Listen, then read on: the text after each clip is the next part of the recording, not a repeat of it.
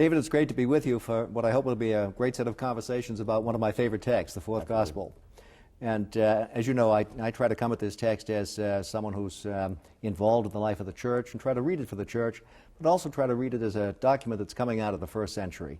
And I found it all very helpful for me to try to understand how the images, the vocabulary, the motifs, the structure of the text reflect things that are going on in that first century world, as well as some of the conflicts in the early church. And I know you have a similar approach, but you might want to just say a word or two about how you come at it.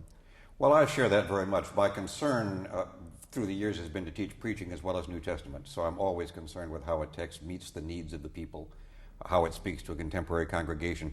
But I think as Bible students and as preachers, we lose it if we simply say, here's what the text means to me, with no sense of what it meant in its earlier context and what it's meant through the life of the church. So for me, the excitement of studying a text like John is that it's rich in itself and it's rich in its implications for contemporary faith, both those things. Mm-hmm. Yeah, certainly one of the things that I found in my long-term study of the Gospel is it's a marvelously complex text. Exceedingly. The more I read it, the greater depth I find in it. And I don't think it's all just in my mind. No, I think not. And there are new surprises each time. That's part of the fun. And having a conversation with you is part of the fun. We've done bits and pieces of this, but the pleasure will be all mine. Never for 8 segments. So let's begin with the prologue of the Gospel. I think lots of people are familiar with it. In the beginning was the Word, and the Word was with God, and the Word was God. And it goes on in that vein for about 18 verses. And this is a marvelously poetic text, I found. And some aspects of it are technical poetry in the way we think about it in Hebrew Bible terms. That is, with parallel phrases stacked up, and then little catchwords that build in a kind of climax all the way through. So it has a poetic quality to it that invites you into the text in ways that other Gospels don't. It's sort of making a statement about this text, that it is a work of literature in a way that seems to be a little more sophisticated than some of the other texts. And it's always been a question to me how the prologue relates to the rest of the Gospel, because there are points of fit as well as points of tension between them. I don't know if you found that. No, I've puzzled. I'm teaching a class on John right now, in fact, with some students, and we've been puzzling about the fact that in some ways it's very much a kind of overture, like a musical comedy overture. Here are the themes of the main songs we're going to have, and then every once in a while it seems to wander off into its own world. For example, we'll come back to this, but the very key word logos in the beginning was the Word. You'd think that is a word that would recur time after time after time. And it doesn't, to the extent that one might think, if that's the very key word of the text.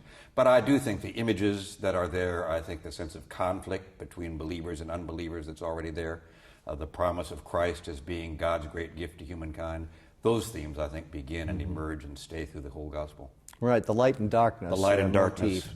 Yeah, and the contrast between Moses and grace upon grace, and now we have Christ. Exactly what that contrast is, as well as continuity, is something that the text is going to be playing with, right? Yeah, that text, that phrase, grace upon grace, is an odd Greek text because most literally it would have said grace instead of grace. And I find myself wondering whether this means, I've always preached it as grace piled upon grace. How much grace can you get? Amazing grace, and then even more grace.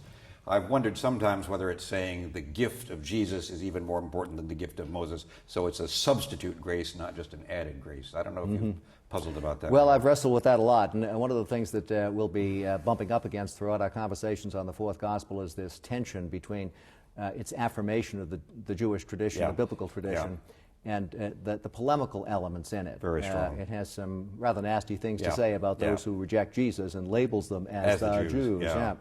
And we'll have to think a little bit about how that language is developing. So, there's both continuity and also discontinuity in that affirmation about grace upon grace.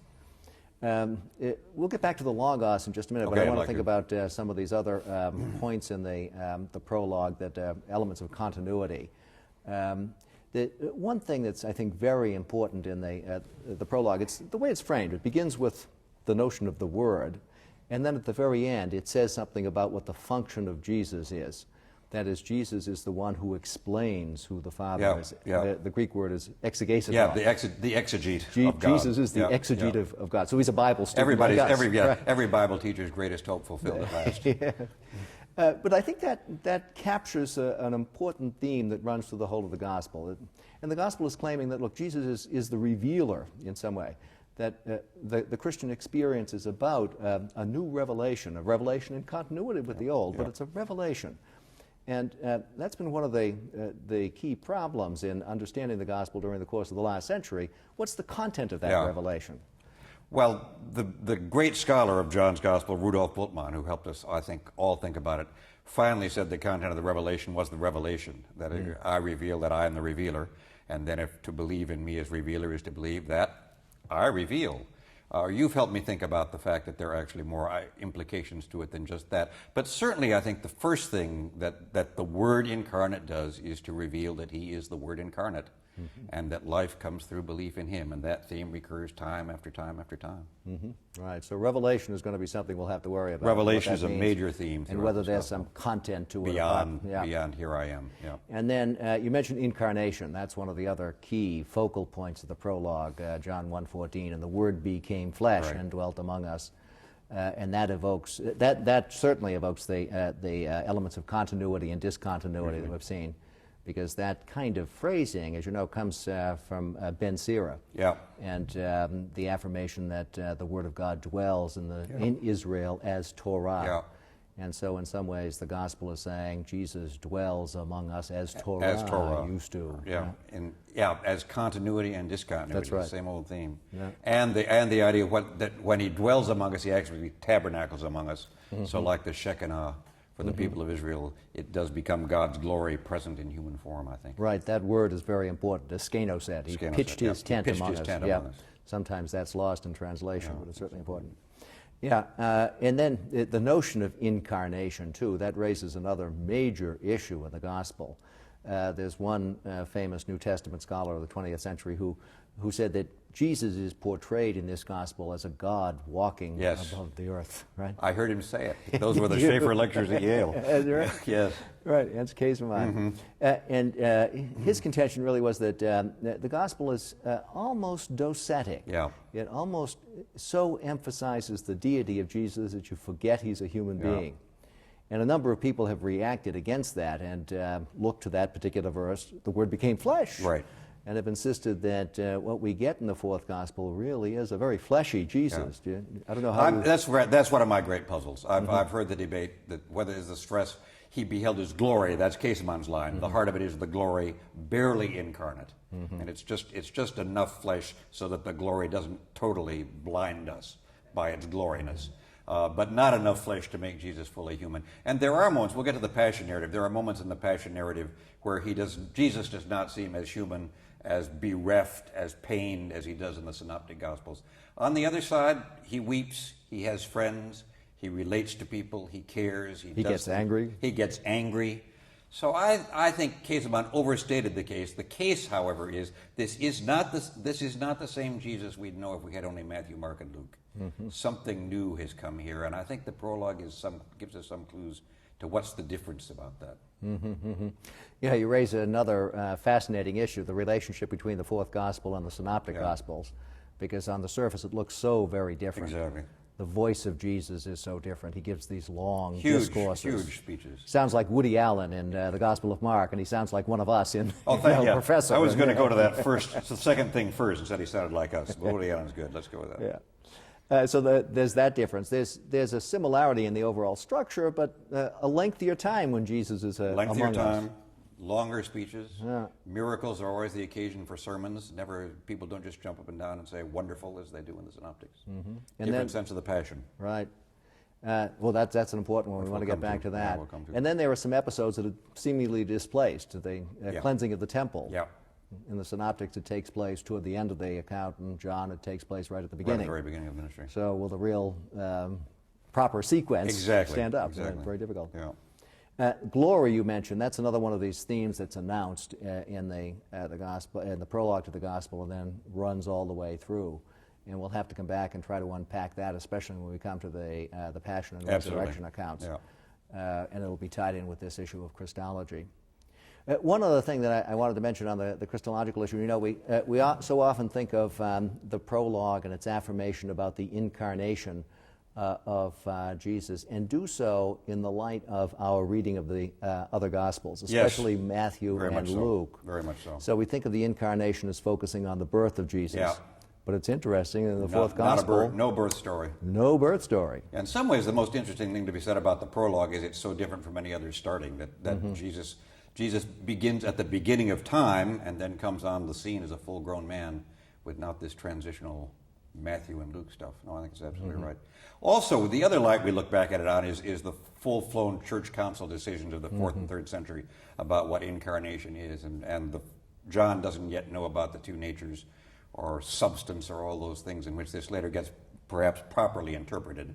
But I think we sometimes load more metaphysics onto it than he's ready to carry. Yeah, certainly John was a foundational document for all of Hugely. those 4th and 5th century Christological and Trinitarian theologians.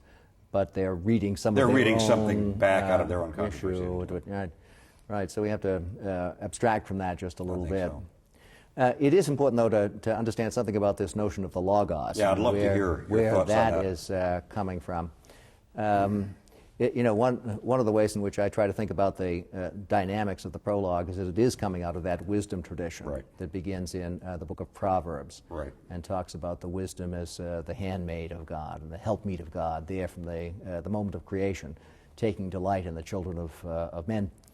And then picked up in Ben Sira that we already mentioned, where wisdom comes into Torah. And then also in the Wisdom of Solomon, written probably into the 1st century BC or 1st century AD, that gives a kind of Greek twist to the same notion and talks about wisdom as that in which there is a pneuma, a spirit, and it pervades all things and comes into the souls of men in every generation and makes them friends of God and prophets. So we have this long tradition about thinking of the wisdom, the Spirit of God. And then that's picked up in a very interesting guy, Philo of Alexandria, a Jewish interpreter of Scripture, someone trained in Greek philosophy as well as Scripture. And he calls this Sophia, this wisdom, Logos, the word. Yeah. And something of that background, I think, is going on in John. I don't know, do you I think see it the same absolutely. way? Do you think, I puzzle about whether Philo is the link. My theory of the year, which is just because we have to have theories of the year or we could have to stop talking about this stuff. My theory of the year is that this is deeply, deeply influenced by the Sophia, the wisdom speculation, and that John has that as his background, the sense that this creative power was with God from the beginning and provides the blueprint by which God creates the world, and the miracle in Jesus is that divine wisdom is now present among us. But he's got a problem, and you're going to shoot this down, and I've got to go back and take it back with my whole class. The problem is that he knows this incarnate person was not, as Sophia usually is, female incarnate, but male incarnate.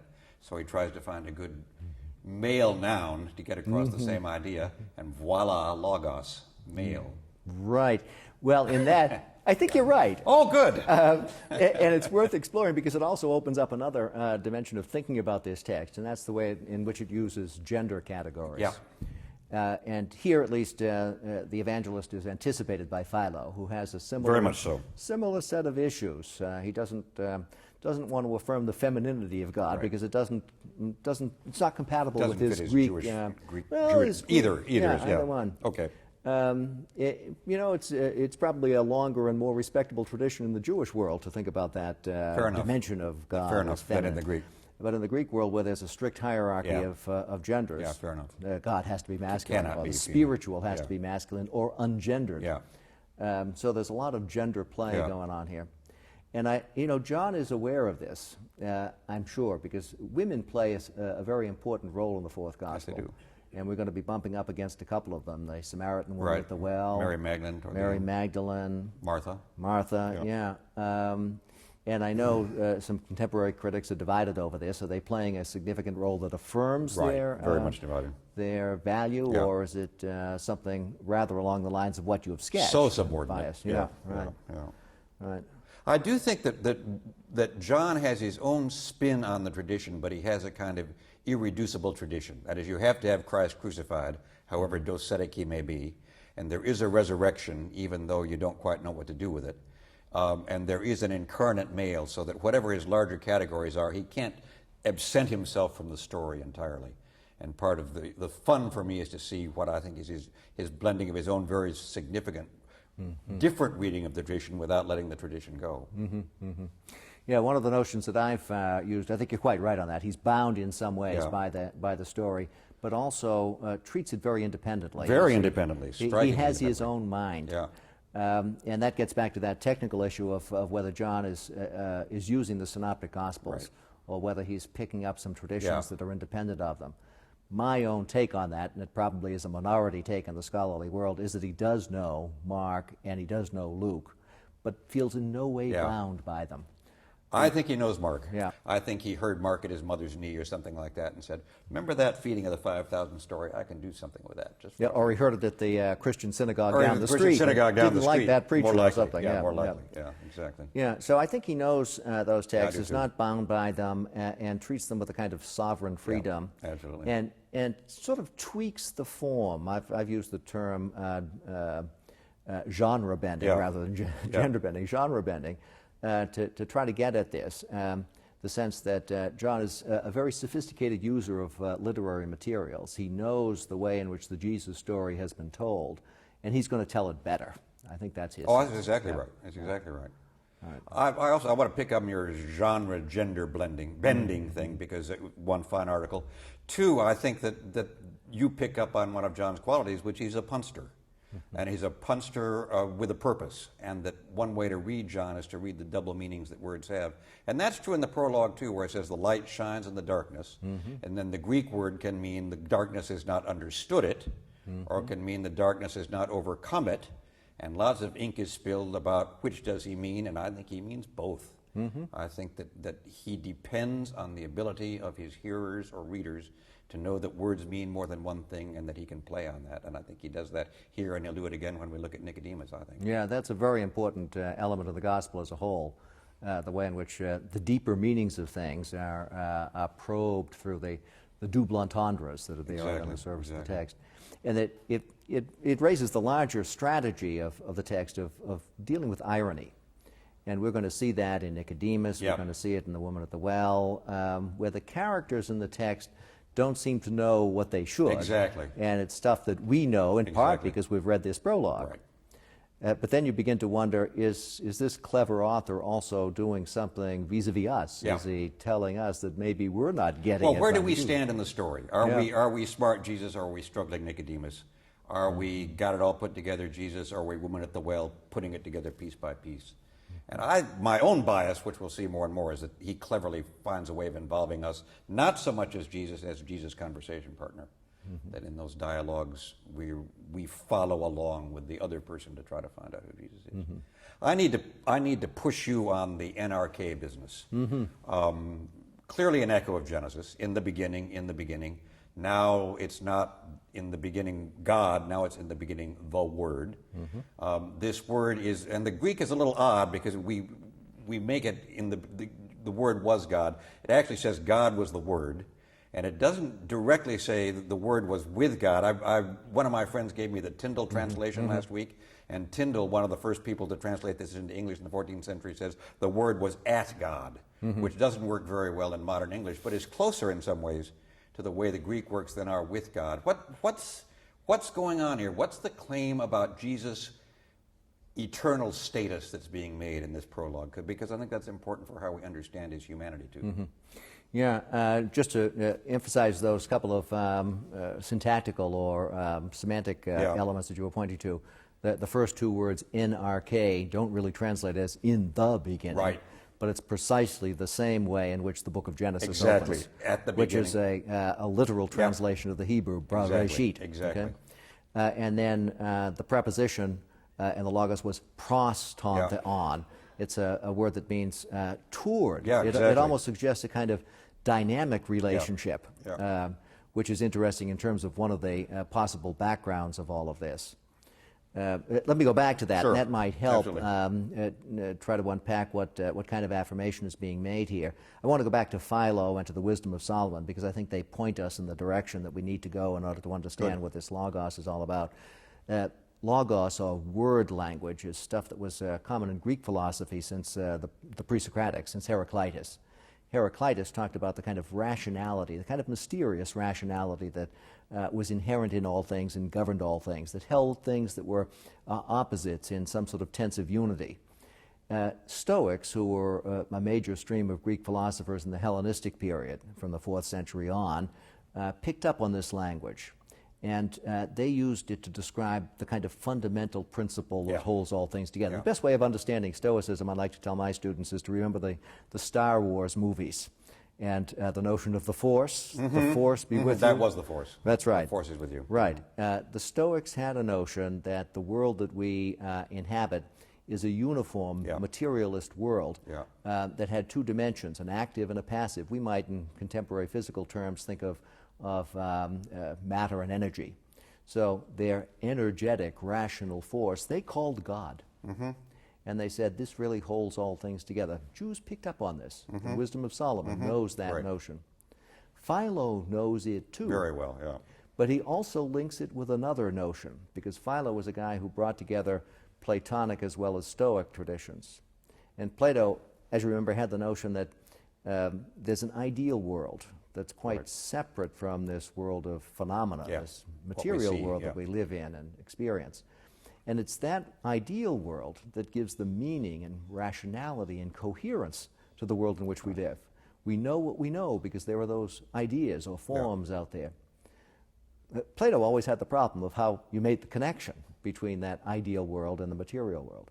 He also had another problem, that in his myth of creation he has a god figure, the demiurge, who looks at these ideas and tries to get them into the world of matter. So there's something above God in Plato's word. Right.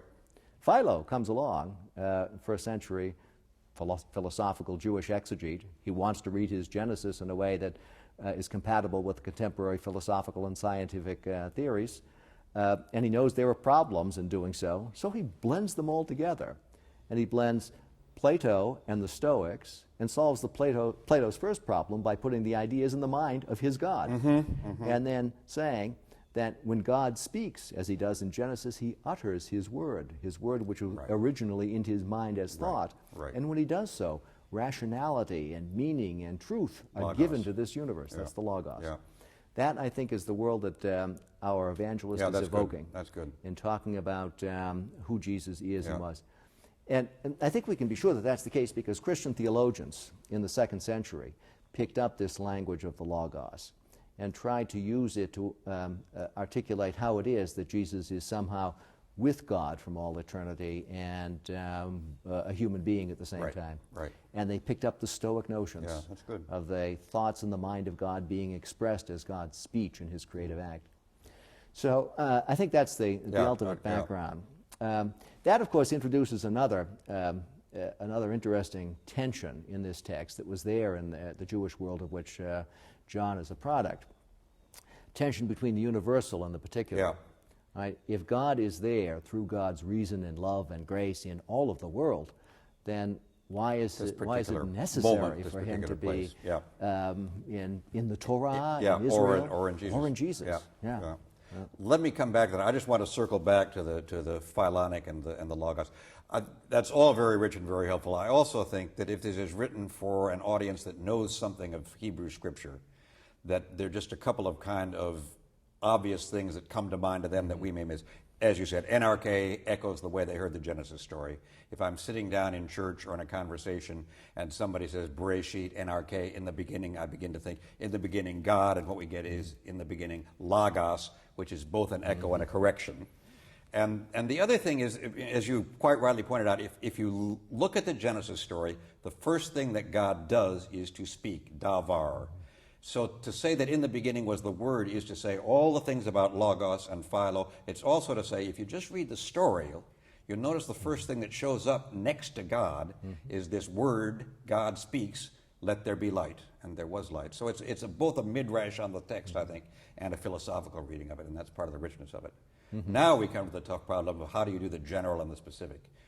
And one place that comes to bear is in the midst of this long, beautiful poetic introduction, the people who try to kind of parse out the poetry from the editing suggest that the place where John the Evangelist comes and fixes the poem is about John the Baptist.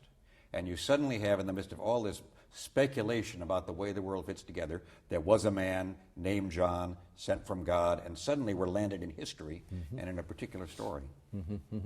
Right. There's a sense of paradox, and the sense of paradox is something that I think John also inherits from his philosophical as well as from perhaps his Jewish sapiential background.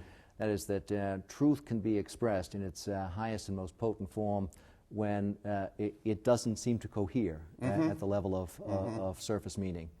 And so the paradox of seeing the glory of God revealed in a dead body on a cross Huge. is part of this. So he embraces the particular. He embraces and pushes it to its logical extreme, if not beyond it. And I think in doing so, he's picking up an impulse that's there in lots of early Christian theology. And one of the things that I've often worried about is whether John knows Paul. I know. You think so? Well, I don't know. I don't know either. I'm not going to go to the barricades. But at least on this point, where Paul has a theology of the cross, Huge. we know Christ in him crucified. John does a similar kind of thing in a narrative mode. He does do a similar thing. So, the particularity is something that he does embrace and will force. I think that's a huge part of the paradox. I think part of the paradox is that eternity comes into time, that the general and particular are both true. When I talk to students about preaching, which is related to this in some ways, I say, don't talk to me in generalizations about the way God enters the world. Show it to me. Find a place where it comes incarnate. And long discussions about what's wrong with the world that say war, famine, plague, disaster are not nearly as impressive as I know a woman who lost her son. In the same way, I think that just dramatically speaking, poetically speaking, word language, logos language, light language, some point has to get pinned down to this particularity of the fleshly person who talks with the woman at the well, heals the blind man, gets crucified. The theological power almost demands a kind of particularity to be powerful. Right. That reminds me of your calling attention to that word pros and its dynamic relationship, and the way in which John, time after time, will talk about the encounters that Jesus has, and it's in those encounters that something significant emerges. Oh, absolutely. And the power of this gospel for me is that interesting combination which becomes so crucial to Christian theology, which is that the very God of very gods is yet, and how we use the waffle word somehow, present, let's say present, in the particularity of this man and of his story and of his relationships to other people. And that's still, after all the centuries, I think, an astonishing claim. Yes, indeed. One of the ways in which that happens, I think, is through the affirmation of the Spirit. Very much so. And how one is born of God. And that'll take us to our next story. Next story. Which we'll come to soon. Yes, indeed.